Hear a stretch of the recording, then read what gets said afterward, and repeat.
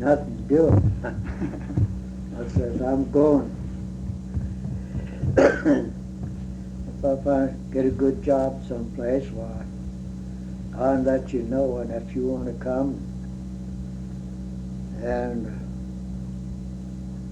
be with me, well, I says, I'll let you know. But I never did find the place.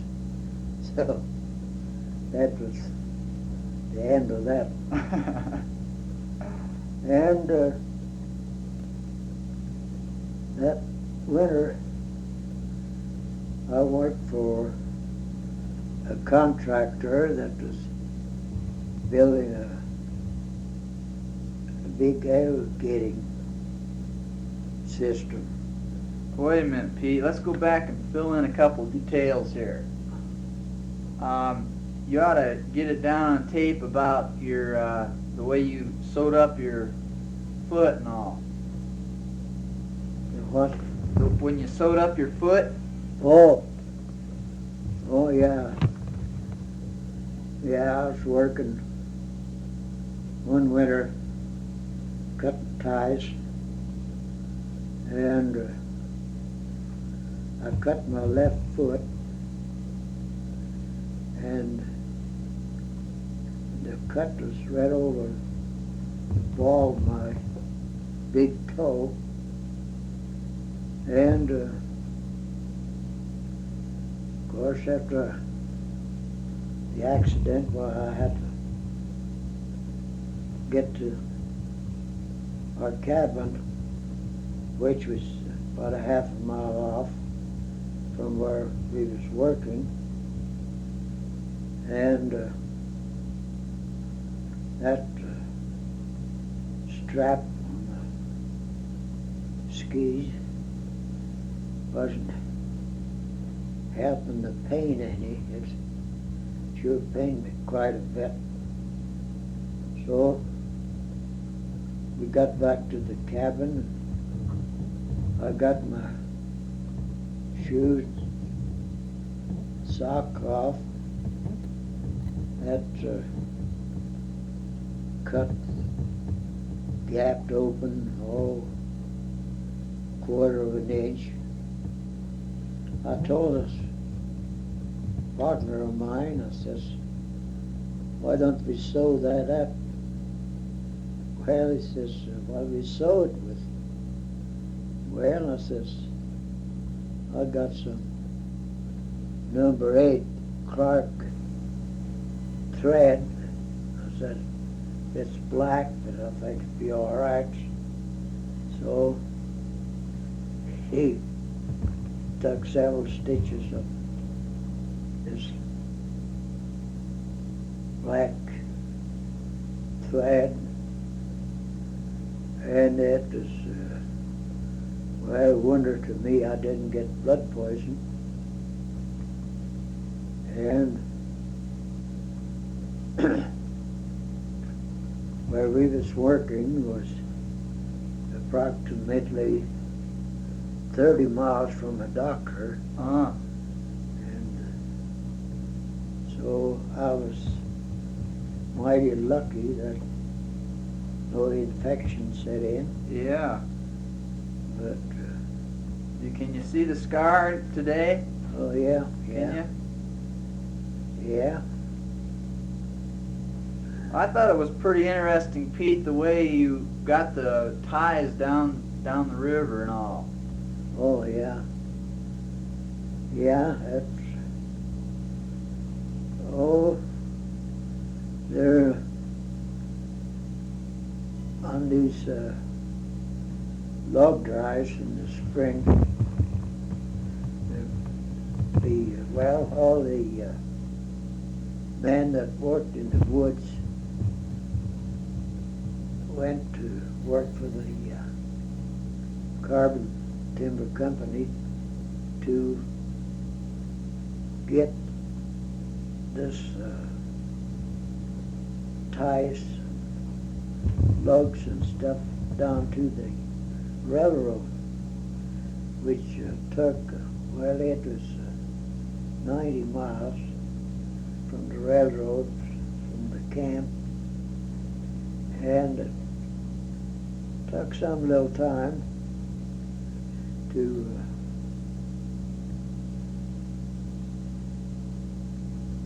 complete the drive after it started. And I was working for this cook that I said was a friend of mine. Yeah. And well, we had approximately 60 men to cook for, and it kept me quite busy washing dishes and doing things around the cook fire.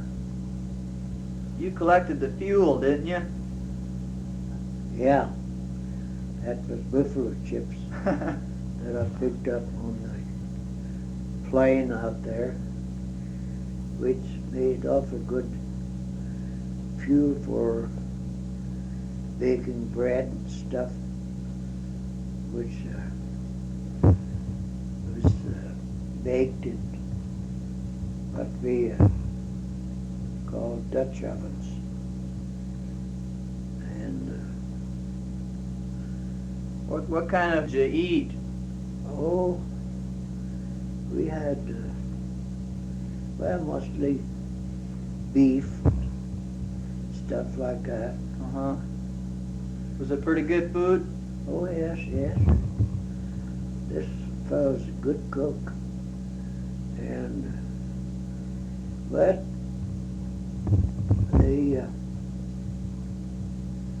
boss for the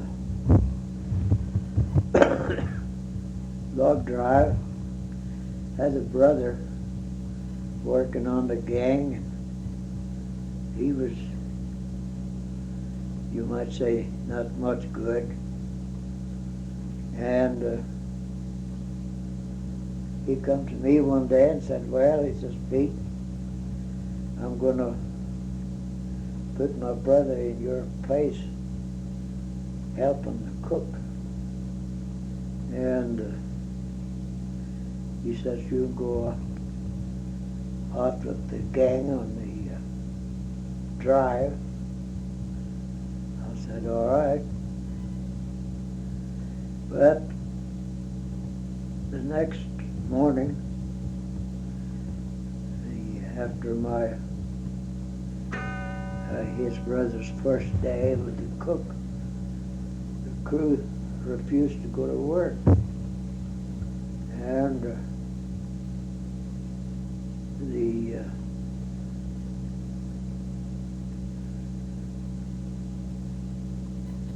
boss asked the guys what the trouble was, why they wouldn't go out to work. Well, it told him, he says, you put Pete back with the cook and they go back to work. But he says, that brother of yours is a filthy no good, and we just refuse to work unless you make the change and put Pete back with the cook. So I went back with the cook, stayed with him until the job was completed. And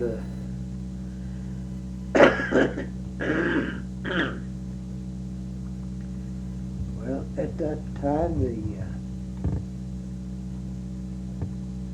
UP Railroad was building a spur into Saratoga encampment from the main road. Saratoga was 40 some miles from the railroad, and the encampment was 25 miles further up from Saratoga. So that was about 65 miles altogether. The railroad was building this railroad. And you just floated the ties down the river? Yeah. Was your cooking outfit on a barge or something? Well, we camped along the river and do our cooking, and the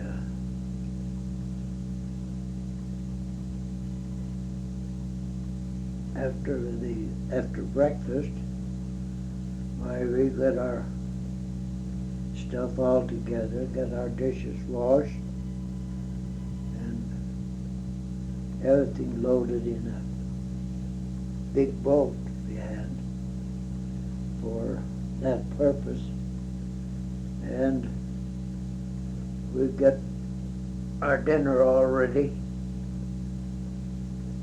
for the crew, and then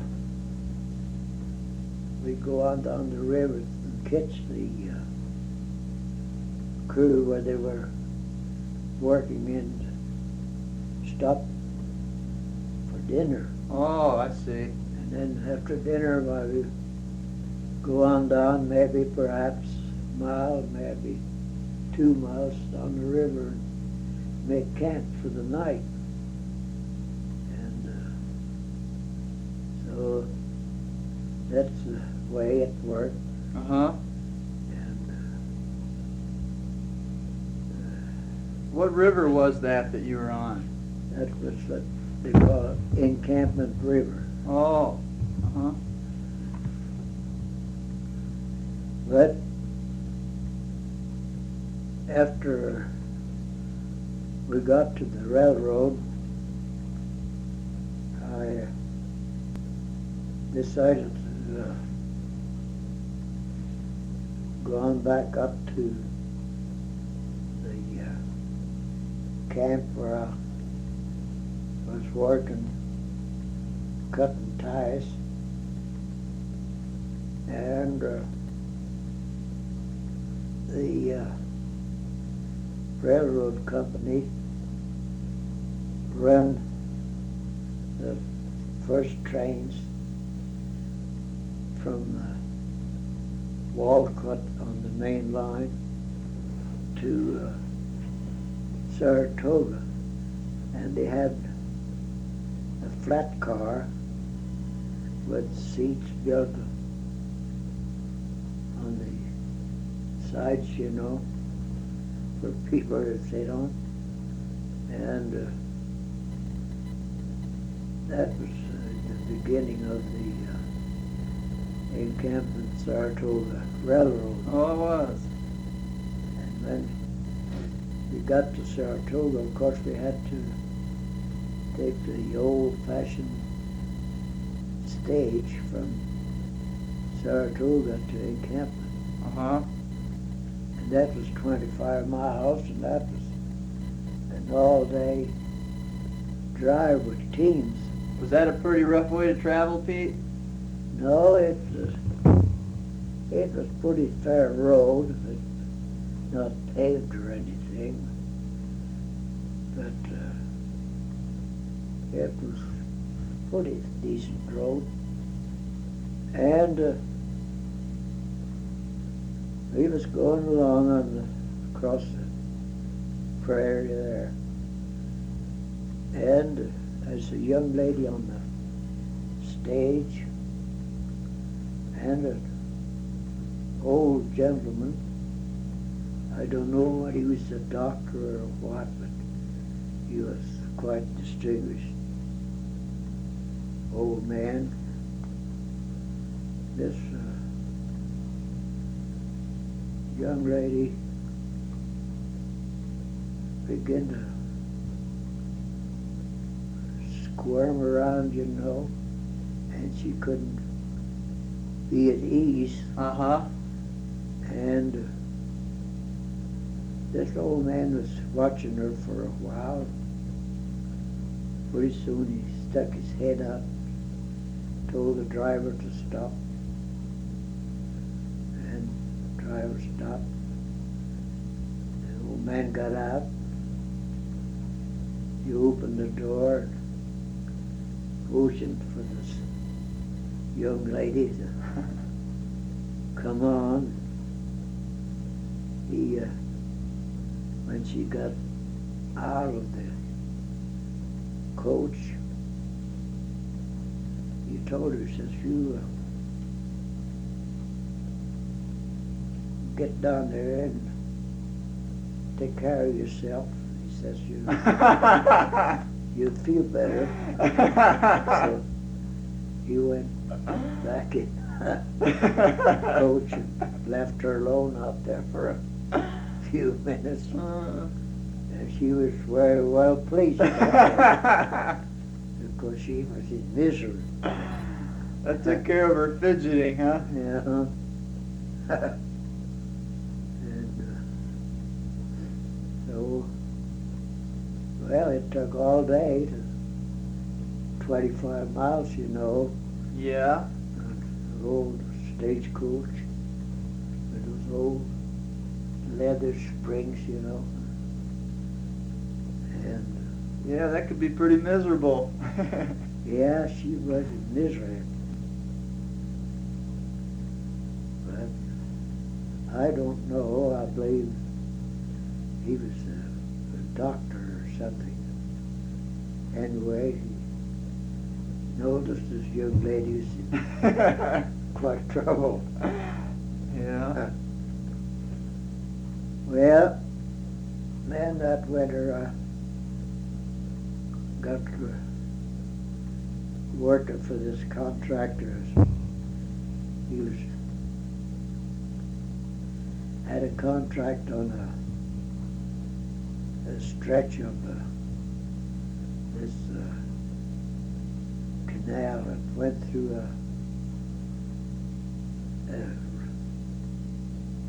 well, it's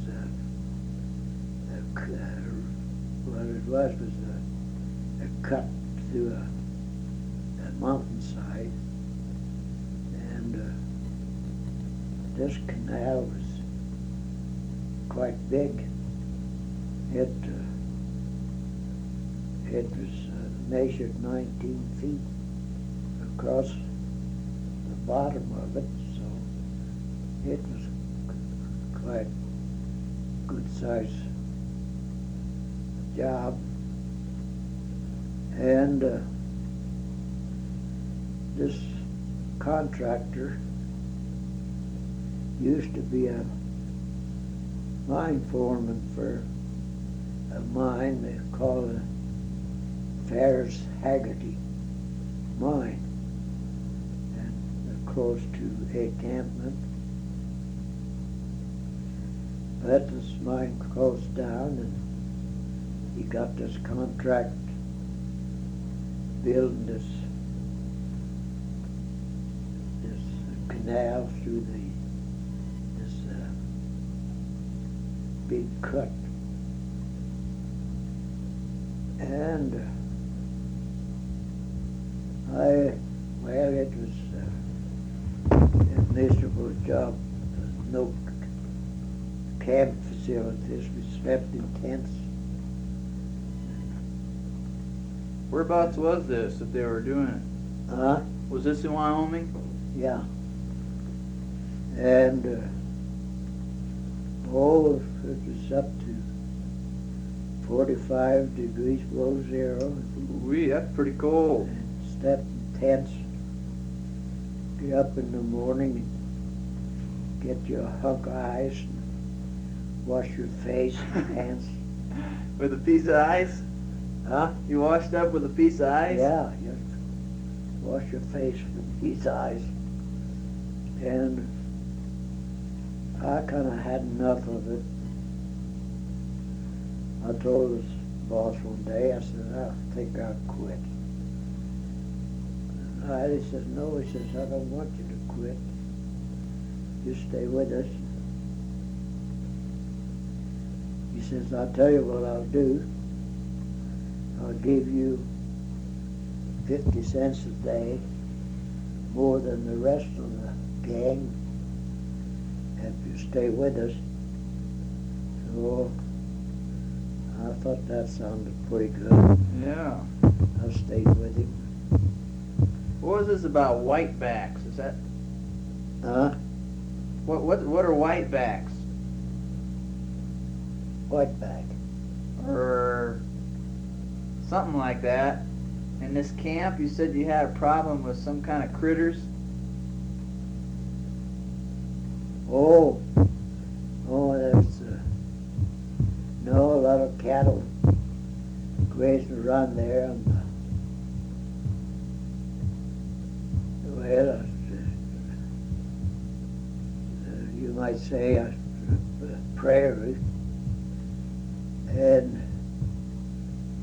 this cold weather, you know, they try to find something to eat. Pretty soon they just humped up, fell over dead, froze to death. Is that right? Yeah. Wow, that's pretty cold. Oh boy. Now, I was thinking of, it seemed like you said you had some trouble with lice at that camp. Well, that's oh, you mean the fires? There's 3 of us slept in, not 10. I slept in. The old blacksmith, myself, and another guy slept in this one tent. The old blacksmith always got up in the mornings to feel the fire in the stove.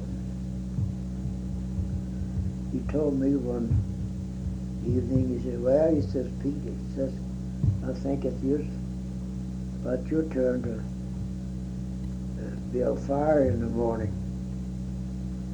I said, all right. So I woke up. I looked at my watch. I got up, lit the fire in the stove, and instead of being 5 o'clock in the morning, it was 25 minutes after 1. And my morning came, and the fire was all gone. Now, I can't remember what you call them. There's some kind of term for lice. Didn't you say you had lice there? Oh, that's when I was working on the UP Railroad. They were double tracking Oh. between Salt Lake City and Laramie, Wyoming. Oh. And I got a job on the, well, there's 2 young Swedes had a contract on a pretty good sized rock cut. Well, the cut was 25 feet deep. And I got a job with them. And, well, you take those camps like that out, well, there's nearly always someone to bring in a bunch of grayback, what we call grayback. Oh, graybacks. Mice. And boy, the place got overrun with these graybacks, so I finally decided to get out, and I quit.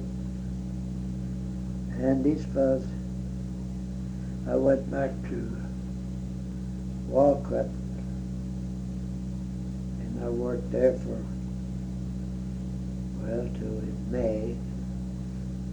These 2 young fellas got through with their contract, and this fella I worked for that winter got a job over here in Durango for a job as mining foreman for the neglected mine up here. Yeah, he went